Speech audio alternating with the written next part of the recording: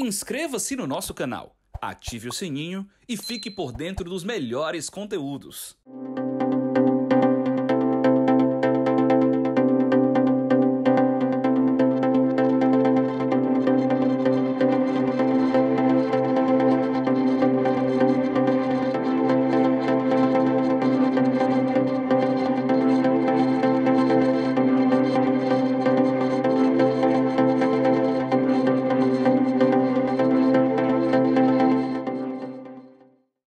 Olá, está começando mais um Cenários. Eu sou Cibele Gaspar, administradora, sócia da Nexe Assessoria Empresarial e Financeira. E aqui comigo estão o Bruno Ramos Pereira, sócio fundador da Radar PPP, uma consultoria de destaque nacional na assessoria a concessões e PPPs, e o Eugênio Vieira, sócio da PSV Advogados, escritório de classe mundial, especialista em investimentos estrangeiros, parcerias público-privadas e meio ambiente. O tema de hoje é parceria público-privadas. Gostaria de dar as boas-vindas aos convidados e a você que está nos assistindo. Olá, Bruno, tudo bem? Boa tarde, tudo Eugênio, ótimo. sejam muito bem-vindos. Olá, Cibele, obrigado. Agradecer a Trends pela oportunidade. É um prazer estar aqui. Primeiramente, gostaria que vocês nos conceituassem, para o público que está assistindo, o que é parceria público-privada e quais as principais características desse tipo de contrato. Obrigado, Cibele. Bruno, vou iniciar aqui, depois você complementa, tá? A PPP, a parceria público-privada, ela surgiu através da Lei Federal número 11.079. Foi numa época em que já se buscava que o privado participasse na contratação de grandes projetos públicos, de serviços e de obras públicas, né? Ela veio com essa possibilidade de contratação a longo prazo, né? Normalmente uma PPP ela pode chegar até a 35 anos de contratação, e ela se exige aqui um valor mínimo para ser contratada através de PPP, que hoje está estabelecido em 10 bilhões de reais, em que você pode, através de escolhendo um projeto específico, através de duas modalidades. A PPP ela pode ser na modalidade patrocinada ou administrativa, né? Então, através desse tipo de modelo de contratação, em que há uma contraprestação pública a ser pago por privado, o privado estrutura todo esse projeto buscando financiamento e recursos para viabilizar obras públicas de grande monto e que possam atrair especialmente investimentos públicos, do qual o poder público não tem recursos imediatos para investir. Perfeito. Eu queria primeiro agradecer a atenção de todos, é um prazer participar desse bate-papo e, fundamentalmente, são contratos públicos de longo prazo, em que sempre intermediados por concorrência pública, em que o setor público seleciona uma empresa ou grupo de empresas para construir, manter, operar e financiar um ativo público associado a alguma política pública, de modo que saímos do mundo tradicional do gasto público, dos contratos da lei de licitações tradicional, em que o governo, para entregar uma política pública, faz, a depender da complexidade da política pública, centenas de licitações por ano, para realizar uma licitação apenas e de modo que o governo vai conseguir selecionar um parceiro privado que será seu interlocutor para aquele objeto por décadas, até 35 anos. Excelente. Eu complementaria só, Cibele, e aí, Bruno, resgatando, que na verdade, a PPP é uma evolução, né? Nós começamos lá nas concessões públicas, na época das chamadas privatizações do governo ainda Fernando Henrique, e foram as mesmas modalidades de contratação pública em que o privado participou de grandes obras, né?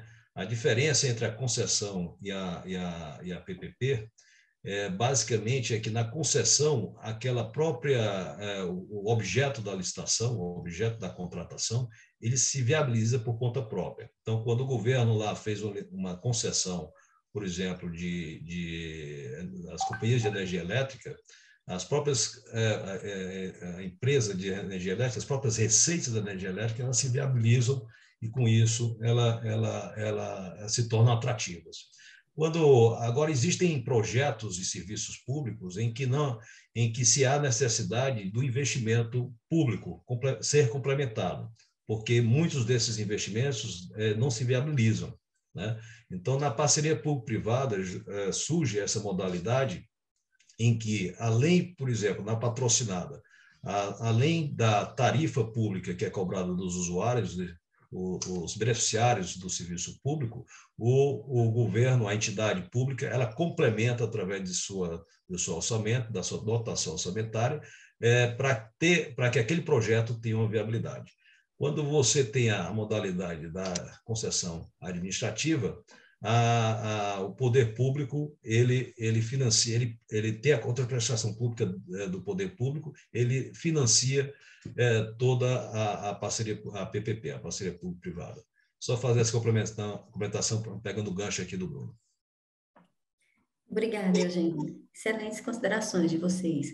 É importante ver, né, que a PPP é um instrumento inovador, né, e que pode gerar soluções para as questões públicas não resolvidas, né, em atendimento à população, principalmente na questão de infraestrutura.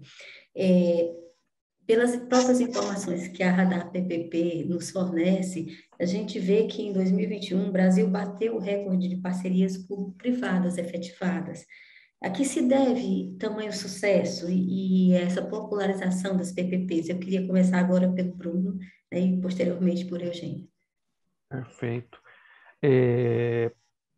Eu tenho para mim que, desde 2016, nós tivemos a expansão dos institutos, tanto da concessão quanto da PPP, para municípios que até então, em função do seu porte, não se dedicavam e não cogitavam esses modelos de contrato. Porque, de fato, refletir sobre concessões e PPPs demanda um esforço grande do Poder Executivo Municipal, que vai pela primeira vez se dedicar a esses institutos. Imagina só, não é? O setor público muitas vezes sofre para organizar uma licitação simples, para especificar a contratação de um serviço de construção, ou para especificar a contratação de uma tecnologia, ou de insumos relativamente simples, não é?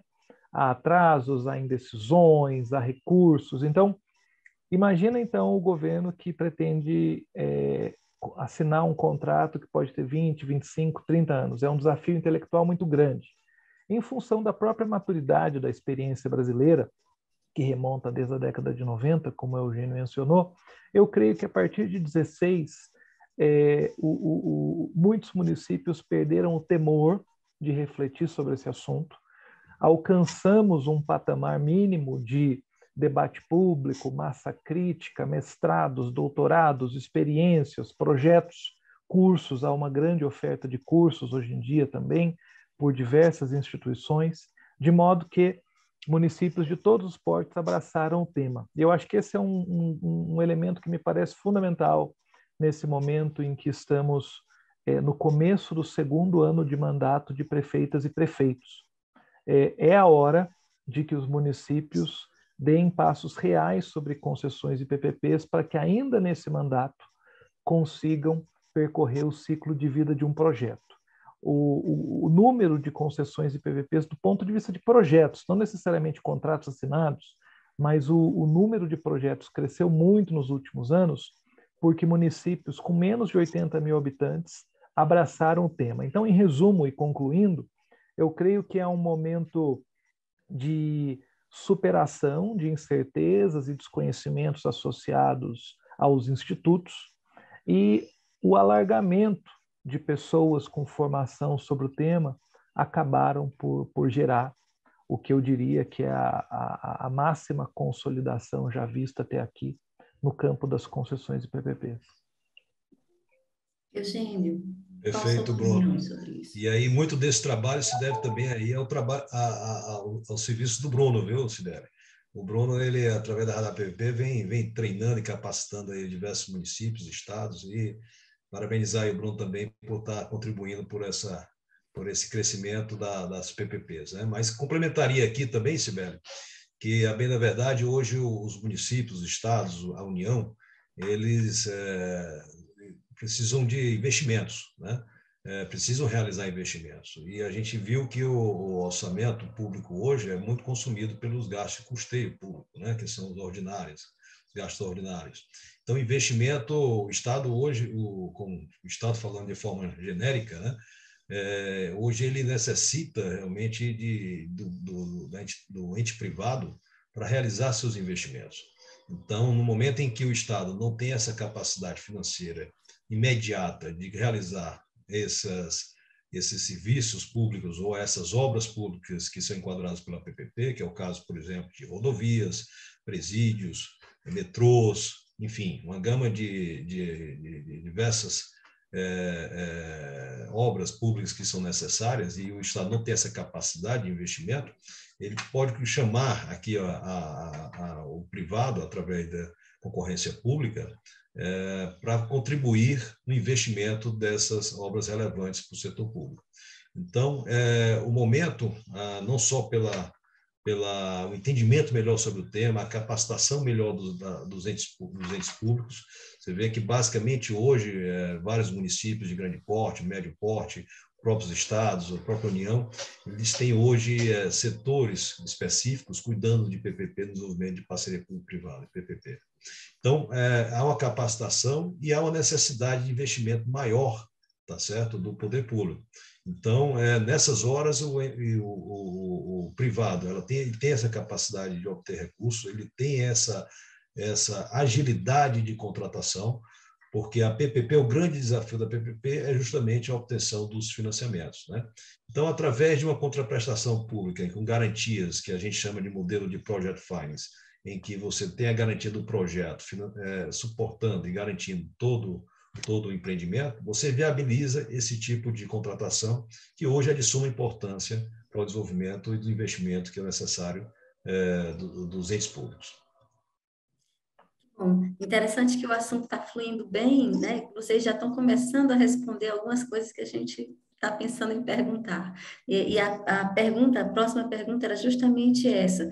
Na visão de vocês, quais são os principais desafios enfrentados pelas parcerias público-privadas no Brasil, né? Deu para perceber aí que a qualificação do setor público é um deles, né? Mas que mais a gente poderia colocar como um desafio para isso? Olha, vou começar aqui do lado de cá. Há um desafio que já foi fundamentalmente superado nos últimos anos, mas que nunca deve ser esquecido, que é a percepção do cidadão, do pagador de tributos e do pagador de tarifas sobre o potencial das concessões e PPPs. De algum modo, as últimas eleições revelam que candidatos e candidatas competitivos em muitos estados e municípios, e até mesmo na União, levantam essa bandeira com muito gosto, coisa que não era muito óbvia 10 anos atrás, não é? Os candidatos mais competitivos 10 anos atrás fugiam de utilizar nas campanhas eleitorais expressões como privatização, PPP e concessão. Então, eu considero que, a despeito de, olhando o passado recente, do ponto de vista político e institucional, o cidadão não tem mais medo dessas expressões, eu acho que é sempre importante uma comunicação de qualidade para que o cidadão, pagador de tributos, de tarifas e usuário de recursos públicos entenda minimamente que a ação do Estado de se socorrer e de cogitar uma concessão ou PPP em nada significa um cheque em branco, um se desincumbir de responsabilidades, pelo contrário. E, além do que já comentamos aqui, da essencialidade de que o setor público se prepare para esse tema, e há notícias positivas nos últimos anos sobre isso, e uma notícia, inclusive, recentíssima. Foi lançado semana passada um guia do PPI, do Programa de Concessões e PPPs do Governo Federal, um guia sobre PPPs de iluminação pública. É um conjunto de conhecimento de 300 páginas de download gratuito, e que é um pilar, uma coluna vertebral para que qualquer gestor público de qualquer município compreenda com um nível de profundidade que eu nunca havia visto em documentos similares que já foram tentados. Portanto, é um pilar importante para a capacitação do setor público. Eu diria, para concluir, passar a palavra para o Eugênio, que a nossa iniciativa privada também tem uma responsabilidade grande para que as experiências cogitadas e celebradas deem certo. Porque muitas vezes a nossa iniciativa privada, a que já atua no mercado público, ela está acostumada com os contratos públicos tradicionais. E essa iniciativa privada que já atua no mercado público precisa também se capacitar, se preparar, ter auditoria externa, bons balanços, relacionamentos de qualidade com seguradoras e bancos, para que possam, portanto, aproveitar oportunidades mais sofisticadas no próprio mercado público. Então, eu acho que a nossa iniciativa privada tem também uma responsabilidade para que esses modelos deem certo. Perfeito, Bruno. Estou pegando o gancho aqui, eu acho que o grande desafio de toda a PPP é viabilizá-la através da busca de financiamentos, né? E a SBL entende muito bem o que é o desafio de um financiamento, mas numa PPP, fora essa capacitação que bem falado pelo Bruno, né, necessário conhecimento, mas viabilizar o financiamento para essas grandes obras, que são obras de grandes valores, grandes montos, né? Então, há necessidade realmente de... o projeto por si só, ele tem que se estruturar para identificar os riscos desse projeto, que é o que a gente chama de mitigação de risco desses projetos, através de uma matriz de riscos, onde se define onde estão os riscos eventuais do projeto, o risco de construção, o risco político, o risco de financiamento, o risco de contratação, enfim.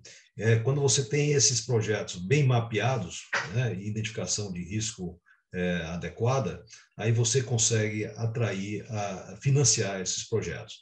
Existia uma desconfiança, e a gente sabe, pelo valor dos projetos, a grande garantia que se tem para a viabilização das PPPs são os recursos do poder público, né? Então, existia muita desconfiança das contraprestações do poder público, se elas efetivamente seriam pagas, né? E se o poder público ele teria essa capacidade de arcar com o pagamento dessas contraprestações, sabendo que são projetos de longo prazo e que aí pode-se passar vários prefeitos, governadores, enfim, presidentes. Então, existia uma desconfiança do ente privado da possibilidade, se efetivamente o poder público teria essa capacidade de honrar os seus compromissos, né?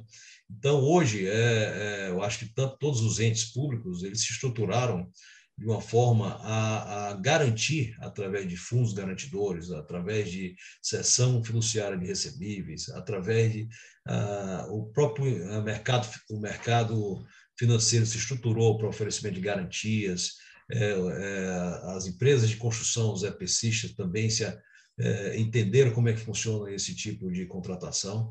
Então, enfim, você hoje tem uma gama de garantias que foram estruturadas para poder viabilizar a contratação do financiamento pelo ente privado. Porque o ente privado, diferentemente das licitações, em que os serviços vão sendo realizados e o ente público vai sendo pago ali com próprios recursos imediatos do erário público, nas PPPs, normalmente, em regra geral, o ente privado vai ao mercado financeiro captar esses recursos antecipadamente. E os entes públicos vão pagando essas prestações ao longo do contrato. Então, há um desembolso imediato aí, de recursos por parte do privado e buscando recursos através de terceiros que precisam de garantias. Então, no momento em que se trabalhou na melhor estruturação de garantias, o mercado financeiro se estruturou, amadureceu, né, com esses tipos, enfim, com todas as possibilidades de garantia, nesse momento, as PPPs tiveram um crescimento e uma possibilidade maior de viabilização, né? Então, esse grande desafio ainda passa por esse processo de amadurecimento das PPPs, e esse desafio é, para meu ver, um dos maiores desafios da PPP que está sendo aí mitigado. Obrigada, Eugênio e Bruno. Para a gente ir já caminhando para o final da nossa conversa, eu gostaria que vocês fizessem uma avaliação do cenário atual, né, do que esperar das PPPs para 2022, frente a esse cenário atual mundial e nacional que está tão complexo, né? O que a gente pode esperar?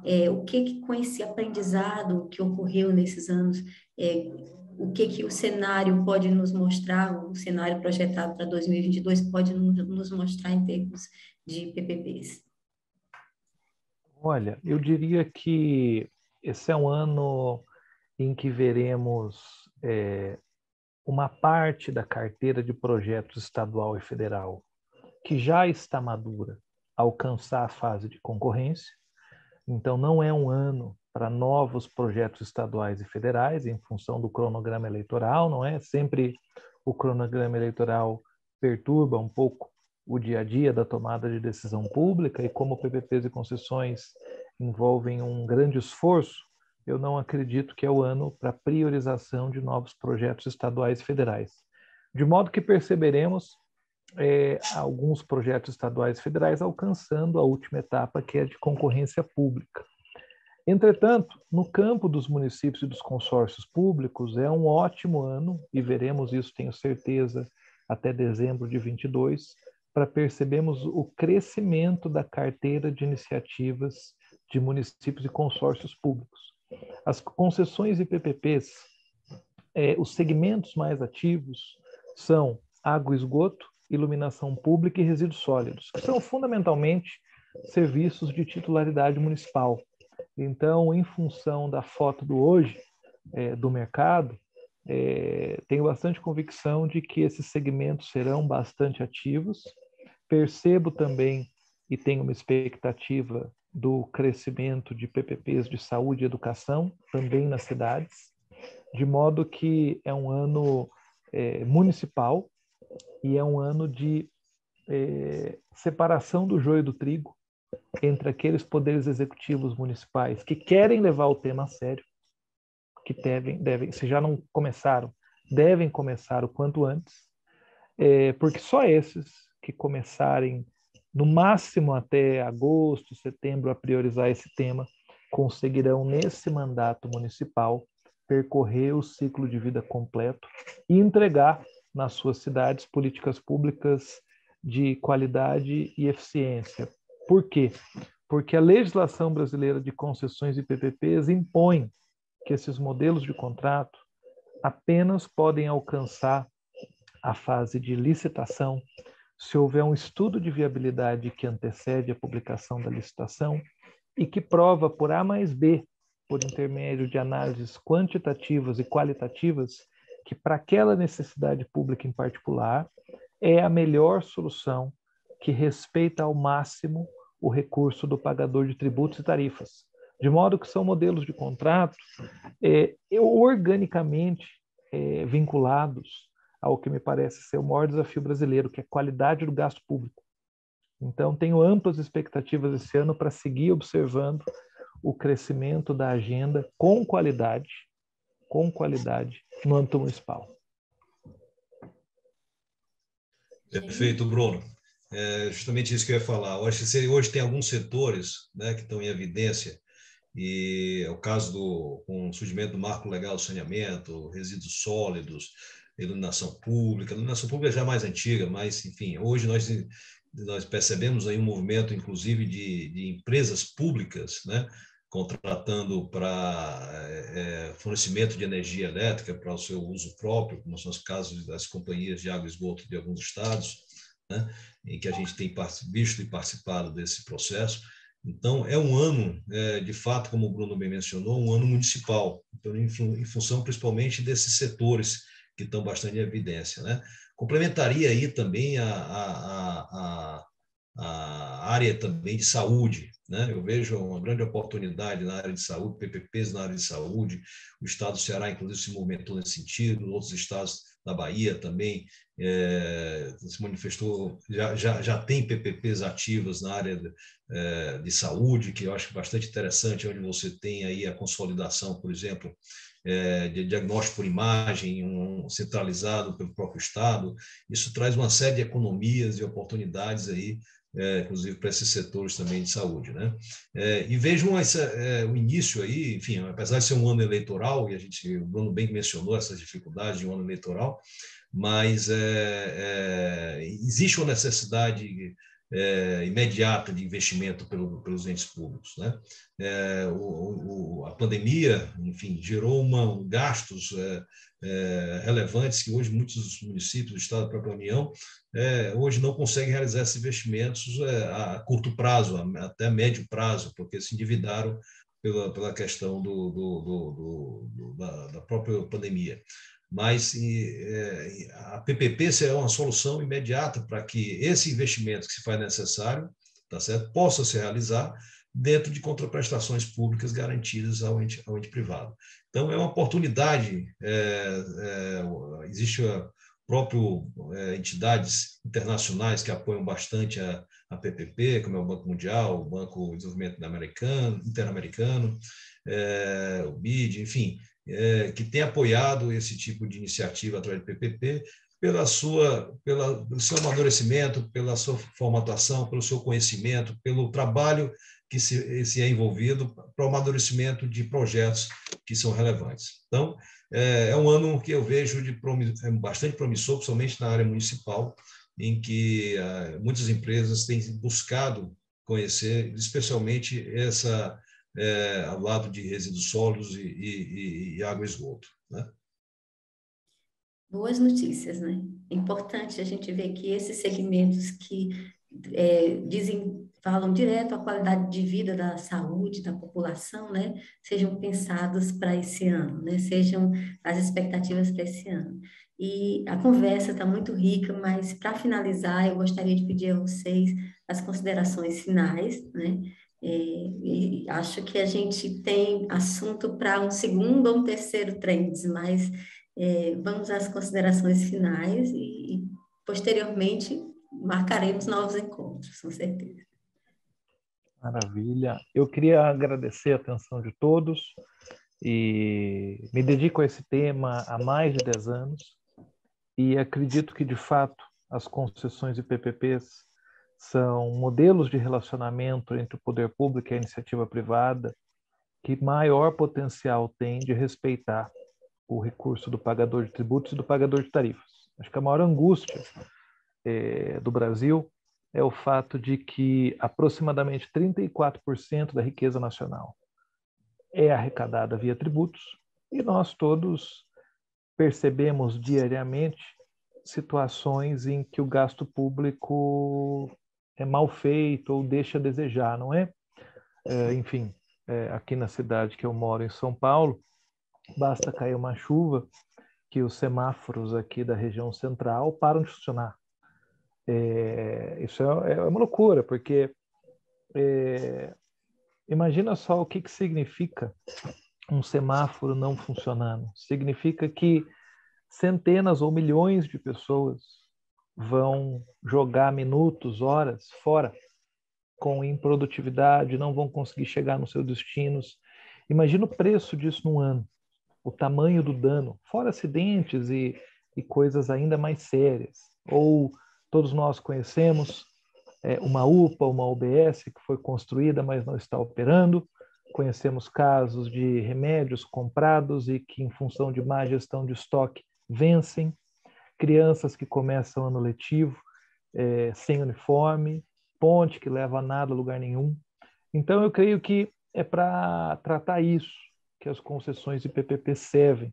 E na medida em que municípios de todos os portes vêm se dedicando ao Instituto, a gente chega num momento muito rico em que a gente sai de um paradigma pré-2014 que gerava uma percepção de que as PPPs e concessões funcionam só para projetos metropolitanos, projetos interestaduais, projetos em capitais, para compreender e aplicar as concessões e PPPs para municípios de todos os portes. Então, incentivo a todos aqueles que se encantaram pelo tema, que aprofundem o seu conhecimento, quer seja do setor público, quer seja da iniciativa privada, porque, de fato, esses mercados vêm se desenvolvendo muito e falta gente talentosa, de modo que as oportunidades, até mesmo profissionais, de desenvolvimento profissional são várias. Obrigado, gente. Obrigado, Bruno. Agradecer aqui a sua presença, é uma grande honra. O Bruno aí, quem milita no setor de PPP, é um cara especialista e bastante renomado no setor. É bom tê-lo aqui. E sei que você vai estar presente aqui em Fortaleza, né? Sem dúvida. Será uma satisfação recebê-lo aqui na semana do dia 11 a 13 de abril. Convido também a todos aqueles que se interessaram também pelo tema a estar presente. A gente depois circula aí a nossa programação com o Bruno aqui em Fortaleza, no Ceará, e divulgando aí um pouco sobre a questão, justamente sobre o que é PPP, tentando desmistificar esse bicho que se chamava de PPP, que todo mundo achava que era algo realmente inviável, mas que hoje se mostra totalmente viável e com excelentes projetos aí sendo performados, com históricos de estados, a própria União, municípios, e convidar os entes privados, né, as empresas privadas, a participar e a conhecer um pouco mais desse mercado, né, dessa oportunidade que está surgindo. Agradecer aqui a Cibele pela sua simpatia, sempre moderando muito bem aqui o evento. Agradecer aí a Trends CE por essa oportunidade. Trends CE é um grande parceiro, Bruno, e ela sempre vem promovendo aqui assuntos de extrema relevância para o desenvolvimento, não só do Ceará, mas também do Nordeste. E, mais uma vez, enfim, agradecer e depois passamos aí a programação da sua vinda aqui a Fortaleza, para quem se interessar um pouco mais sobre o tema. Eu acho que será uma excelente oportunidade. Obrigado. Então, nós agradecemos, né? Chegamos ao final de mais um Cenários, agradecemos a participação de todos vocês, contamos com vocês no evento da semana do dia 11 ao dia 13, né? Vai ser muito bom, participem, né? Próxima quinta-feira, mais cenários aqui com vocês. Um abraço e até mais. Ana Sofia. Presente. Felipe. Presente. Ingrid. Aqui. As aulas voltaram e, para a segurança de todos, não dá para tomar falta na vacina. A prefeitura fez o dever de casa direitinho para todo mundo voltar para a escola. Cuidou de todos os detalhes para dar segurança para os alunos e tranquilidade para os pais. Mas não esqueça de fazer sua parte. Afinal, a vacina aumenta ainda mais a sua segurança e a de todo mundo. Prefeitura de Fortaleza, transformando desafios em novas conquistas.